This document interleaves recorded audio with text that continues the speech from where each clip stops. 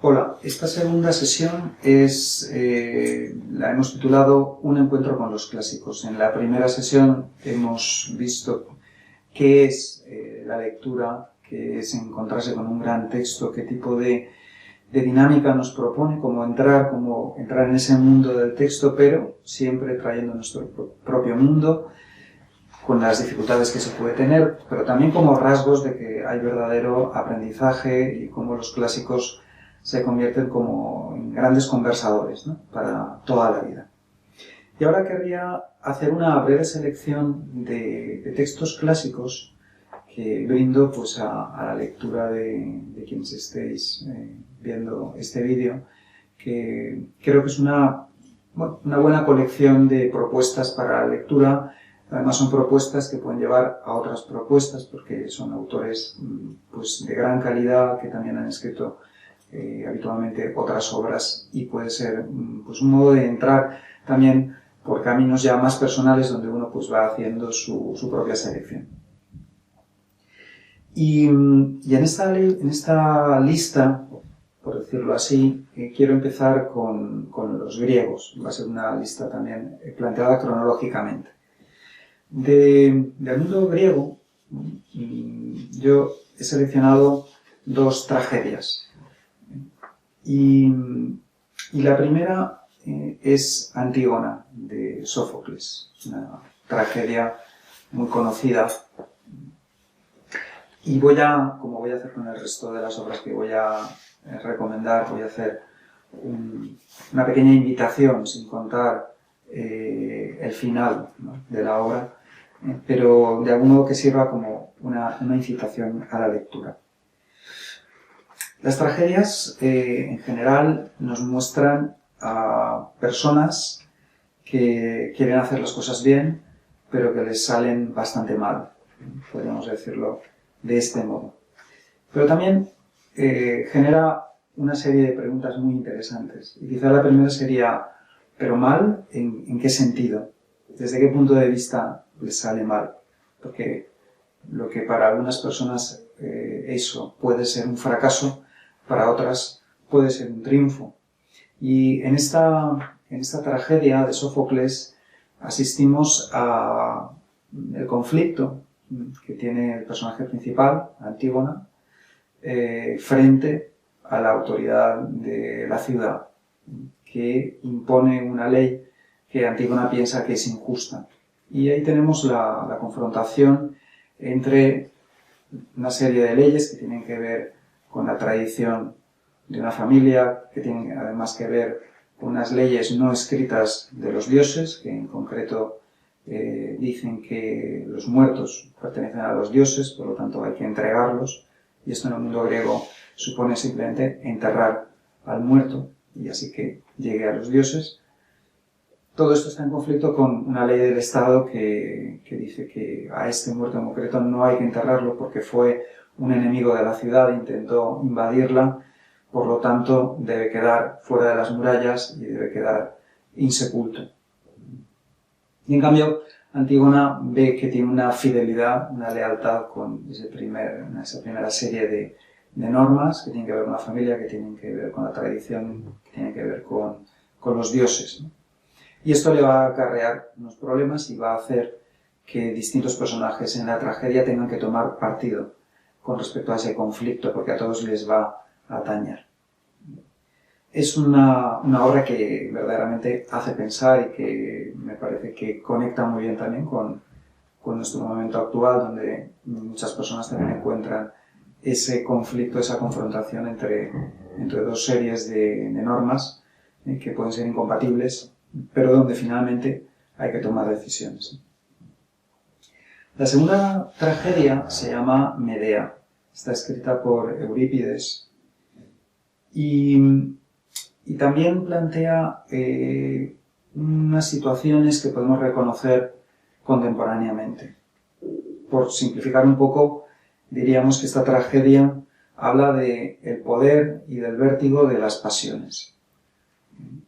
porque el mundo griego identificó muy bien toda esa dimensión de la persona, que podríamos decir es lo emotivo, pero llevado al extremo de lo pasional, y intentó comprender en qué consistía y qué se podía hacer con respecto a esta problemática.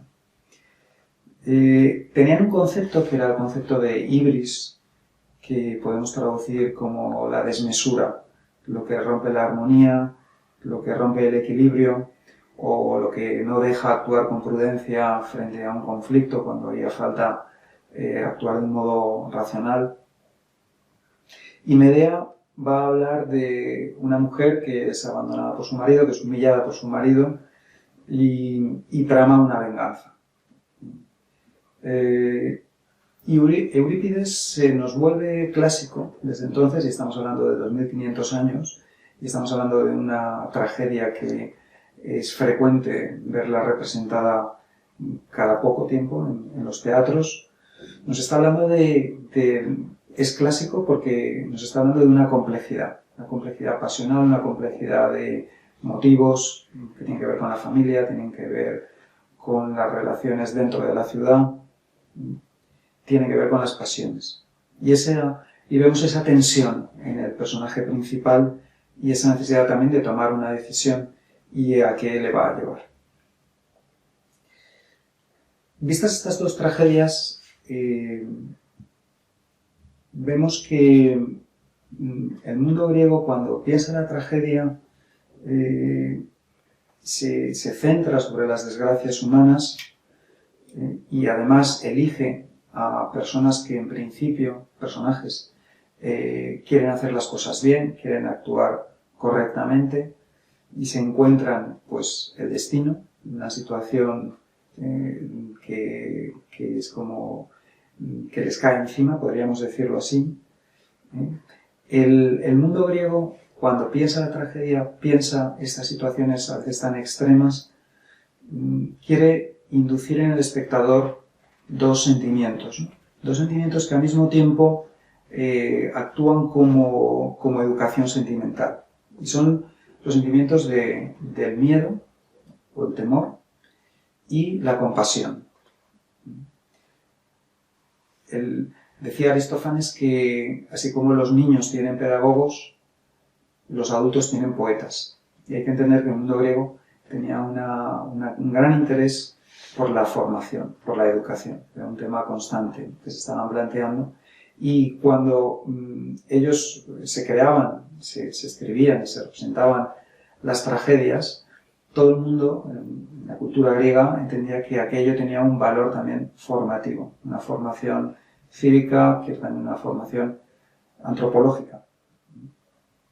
Y pensaban que además de ese buen rato, vamos a decirlo así, de ir al teatro, se estaba dando también un proceso de formación de las pasiones, una formación sentimental, que se daba a través de una palabra que también conocemos actualmente y utilizamos, que es la catarsis, ¿no?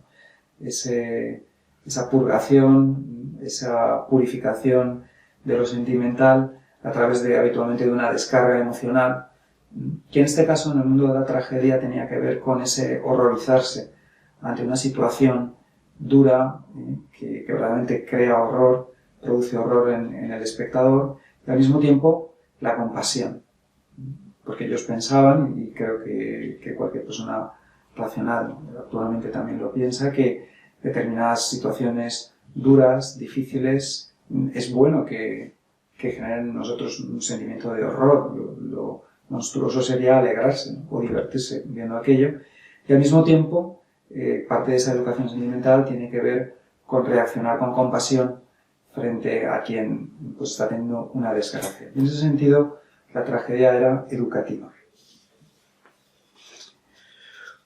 Lo vemos en Medea, lo vemos en Antígona, y es importante, podemos reconocerlo también en la actualidad como textos que son formativos. Pero también es verdad que la tragedia deja como también en suspenso preguntas. Es decir, ¿cabe otra postura ante esa persona que le ha caído el destino encima, por así decirlo, que está sufriendo, que no puede hacer otra cosa? También la pregunta podría ser, ¿hay cierto futuro para los personajes trágicos y, por lo tanto, para los espectadores? ¿O simplemente hay que aceptar que el destino se ha desencadenado y que, bueno, lo único que podemos hacer es sufrir? Ante esa situación, me gusta hacer una siguiente lectura y es escoger, y es lo que propongo, algunos pasajes del Nuevo Testamento. Porque es una respuesta ante esa pesadez, ¿no?, del destino, ante lo cual lo único que cabe es, pues, sentir compasión por quien sufre y nada más. Creo que hay dos textos, son breves, y son dos textos de ficción, que puede ser curioso, ¿no? Pero son dos parábolas, ¿no? La parábola del hijo pródigo, la parábola del buen samaritano, que pueden ser leídas como ficciones, porque lo son. Incluso podríamos pensar en Jesús como autor literario, en este sentido, porque son breves narraciones que no existían, porque son de la inventiva, vamos a decirlo así, de Jesús. La trama, el argumento, el desenlace, son narraciones, hay personajes, en ese sentido acepta una consideración literaria, pero creo que donde resalta sobre todo la fuerza que tienen, ¿no?, y esa dinámica que decíamos antes, de ese encuentro entre el mundo del lector, primero el mundo de la obra y el mundo del lector, en las parábolas pasa a primerísimo plano. No es imposible leer una parábola, una de estas dos parábolas, sin que nosotros como lectores seamos interpelados a traer nuestro mundo. No hay modo de hacer una buena lectura si no es así. Y esa distancia, esa diferencia con el mundo de la tragedia se puede ejemplificar, si pensamos en la parábola del hijo pródigo, si pensáramos que esa parábola terminase en el momento de la anagnórisis, y anagnórisis quiere decir el reconocimiento. En el mundo griego de la tragedia, la anagnórisis es el momento en el que el héroe trágico se da cuenta de lo que está pasando, se da cuenta de que el destino ha caído sobre él y que no hay nada que hacer. Es cuando Edipo descubre lo que ha ocurrido y no hay soluciones desde el punto de vista griego, no hay nada que hacer, ¿no? Bueno, si la parábola del hijo pródigo la contáramos como una tragedia griega, habría que terminar en el momento de la anagnórisis del hijo pequeño, que se ha ido cuando ya se ha terminado el dinero, cuando está cuidando a los cerdos, cuando apenas puede comer. Ese momento sería el momento de darse cuenta, de decir, bueno, pues todo esto es lo que ha pasado, yo estaba confiado, pues tenía otros planes, pensaba que la vida era otra cosa, y ahora estoy aquí. Ahí terminaría la tragedia griega, ¿no? Pero justamente es el momento donde empieza la novedad. Empieza, vamos a decirlo así, lo cristiano, donde pasa a primer plano entender que lo importante es que hay una relación filial, que hay un padre, y ahí, dándose cuenta, justamente en el momento de la anagnórisis, el personaje es cuando empieza a ver la solución. Es cuando empieza el proceso de regeneración del personaje, es cuando se da esa purificación moral. Y qué distinta es de la catarsis griega, ¿no?, donde la purificación es puramente el darse cuenta de que el mundo puede ser tremendo, puede ser trágico, y que lo único que cabe es cierta solidaridad con la persona que está en esa situación, ¿no?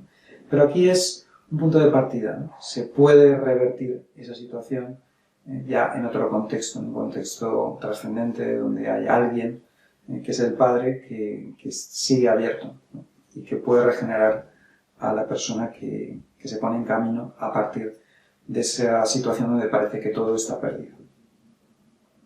Si seguimos caminando, una cuarta lectura que propongo sería Macbeth de Shakespeare. Es una tragedia también, pero aquí ya ha aparecido lo cristiano y hay como un equilibrio, o digamos, lo griego queda asumido por lo cristiano.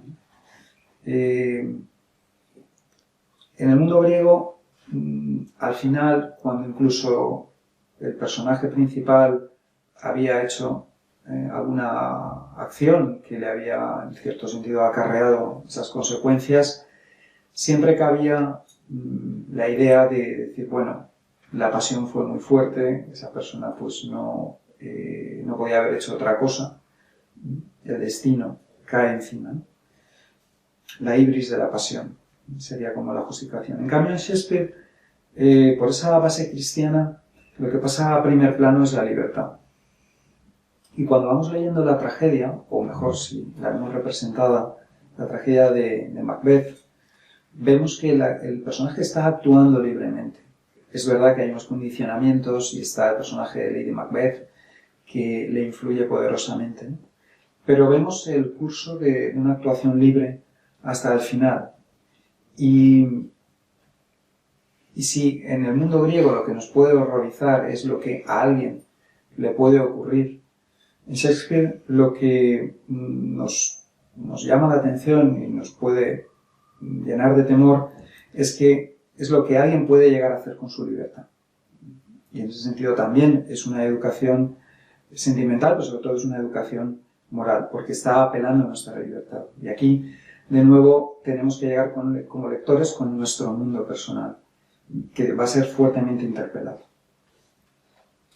La siguiente obra que también propongo es un libro que puede llamar la atención, porque sobre todo lo que seguramente conoceremos son adaptaciones cinematográficas que nos han dado pues, otro tipo de visiones sobre el texto original. Y es Frankenstein, de Mary Shelley. Estamos hablando de el primer cuarto del siglo XIX, estamos en pleno romanticismo. Y es una obra que recomiendo porque en parte es una tragedia, quizá es una vuelta a la tragedia griega, principalmente, pero también es muy aleccionadora, también nos propone en parte una educación moral, una educación también sentimental.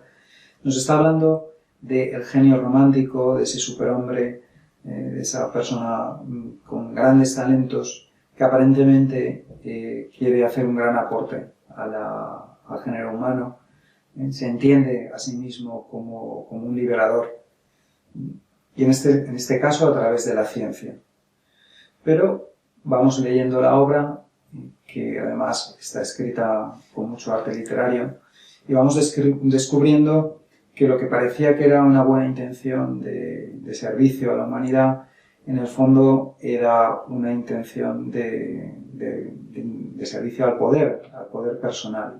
Y ese desenmascaramiento de la actitud auténtica del personaje, quizás es uno de los intereses principales de la lectura, ¿no? Donde podemos también descubrir, y estoy siendo un poco reiterativo, de nuevo esa dinámica de encuentro del mundo del texto, del mundo personal, donde nosotros nos sentimos interpelados. Es decir, bueno, cuántas veces unas buenas intenciones aparentes pueden estar enmascarando pues algo que no es tan bien intencionado.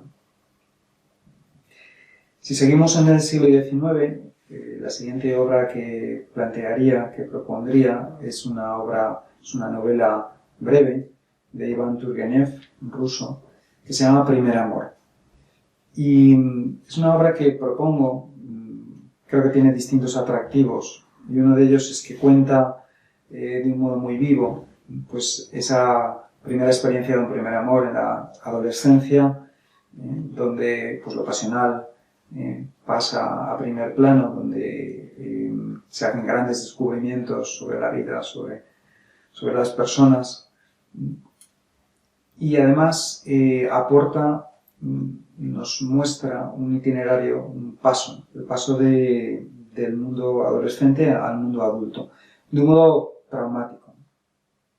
Y aparece también ese descubrimiento de aspectos sombríos de las personas, de las relaciones humanas, y también algo que conecta con con lo que hablábamos en la novela de Frankenstein, la crisis del superhombre, del genio, de esa persona especial que sobre todo hace valer su voluntad, que impone su voluntad a los demás, cómo finalmente eso también va a terminar en tragedia. Y en ese sentido nos está mostrando una crisis de un modelo de ser hombre, un modelo de cómo utilizar la voluntad.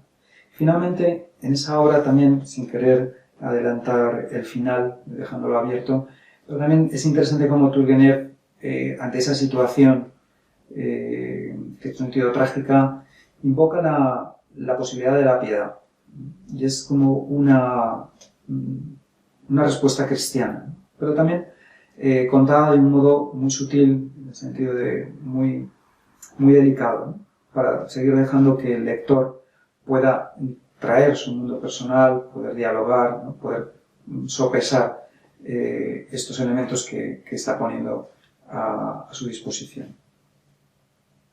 Siguiendo en el siglo XIX, ya a finales, la siguiente obra que propongo se titula Washington Square, de Henry James, y entramos en el mundo de esa burguesía que viene a ser como la clase social de la literatura en el siglo XIX en los distintos países, ¿no? Y que va siendo examinada, va siendo puesta allí sobre el papel en distintos aspectos, ¿no? Esa clase social que se hace a sí misma preguntas y que agradece que haya artistas, en este caso escritores, que indagan, ¿no? Sobre las inconsistencias, las dificultades, también los valores. Y en Washington Square encontramos un conflicto intergeneracional entre un padre y una hija. Y aparece el problema de la libertad, aparece el problema de la autoridad, aparece el peligro de terceros que quieren aprovecharse, ¿no? de las personas, y cómo sería la actuación correcta de un padre que, pues, en cierto sentido, quiere proteger a una hija, pero una hija que ya es mayor de edad, una hija que quiere hacer las cosas bien, con lo cual será una serie de factores muy interesantes, ¿no? Que le dan al conflicto una riqueza y una profundidad que hace que esta obra sea pues muy recomendable. De hecho, se han filmado varias versiones de esta novela y quizá es una de las más famosas y más populares de Henry James y sigue gustando al público. Dando un salto ya, porque realmente es un salto también cultural, la siguiente obra que propongo es El Principito, de Antoine Saint-Exupéry. Es una obra que posiblemente todo el mundo, o muchísimas personas han leído, pero que leyeron cuando eran muy jóvenes y que de algún modo quedaron, en cierto sentido, desconcertados o desconcertadas por lo que allí se proponía. Y yo siempre me he encontrado, sobre todo en el ámbito de las clases, en la universidad, que cuando propongo esta obra para lectura, hay un gran interés de hacer una relectura. Quizá porque ha quedado como esa tarea pendiente, es decir, bueno, esta obra hay que volverla a leer, ¿no? Ya desde otra perspectiva, ya como personas adultas, porque es cuando da de sí, pues todo lo que quiere aportar. Me parece muy interesante que esta obra aparece publicada entre dos obras. Sabemos que es un autor francés y que un año antes de la publicación otro autor francés publica El extranjero. Estamos hablando de Camus. Y un año después, Jean-Paul Sartre publica El ser y la nada. Y en medio tenemos esa obra, ¿no? Entre dos obras existencialistas, pesimistas, aparece esta obra que viene a ser como una respuesta, que es una respuesta que habla de la esperanza, que habla de un mundo que puede estar más allá del nuestro, de cierta trascendencia de las relaciones humanas, y es como una propuesta de superar ese mundo decadente, ¿no? O ese mundo pesimista, ¿no? Del Principito yo creo que todos recordaremos muchas frases, ¿no? Que quedan como máximas sobre la vida, sobre las relaciones humanas, ¿no? Por ejemplo, lo que el zorro le dice al Principito, ¿no? Lo esencial es invisible a los ojos, ¿no? Y es una obra que nos hace pensar, no es una novela en el sentido clásico, aunque sí hay un planteamiento, hay un cierto conflicto y hay un desenlace, ¿no? Pero también es una obra poética, simbólica, que hace también pensar, ¿no? Y se mete en nuestro mundo personal y plantea posibilidades, ¿no? Y por último, y como pues colofón o cierre de este itinerario cronológico también de lecturas, yo propondría una distopía que se llama Fahrenheit 451 de Ray Bradbury, un escritor norteamericano, donde plantea un mundo en el que está prohibido la lectura, están prohibidos los libros, ¿no? Si hacemos esta propuesta de lecturas desde esta idea, ¿no? De ese encuentro entre los dos mundos, el del texto y el del lector, habremos ido ahondando en la importancia que tiene la lectura, nos abre todas estas grandes posibilidades. Y desde ahí se puede captar el vértigo de un mundo donde efectivamente estuviera prohibida la lectura, ¿no? por tener unos rasgos de mundo totalitario, donde las personas están dirigidas por un pensamiento único. Y entonces es donde captamos especialmente la fuerza de esta historia. En ese mundo, lo que viene a sustituir a la lectura pues es el imperio del medio audiovisual, pero entendido como producto de masas, donde se da la sensación de que hay una auténtica interacción con ese mundo, pero verdaderamente todo está como construido y dirigido, ¿no? No es, creo yo, una crítica radical al mundo audiovisual, porque sabemos que cada medio comunicativo tiene sus posibilidades y bien utilizado pues da todo lo que tiene que dar de sí. Efectivamente hay ventajas, hay valores que la literatura no puede dar, y en cambio sí el audiovisual.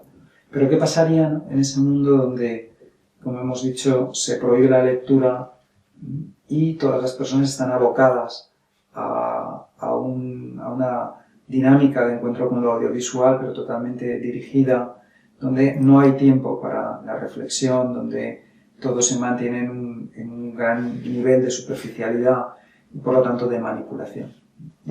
Creo que es una buena lectura para terminar este ciclo, que sobre todo espolea a alcanzar un mayor hábito de lectura. Y también desde el punto de vista educativo, si tenemos responsabilidades educativas o familiares, darnos cuenta del gran potencial que tiene la lectura, el gran potencial que tiene el encuentro con los clásicos, nos puede ayudar a tomar decisiones educativas. Muchas gracias.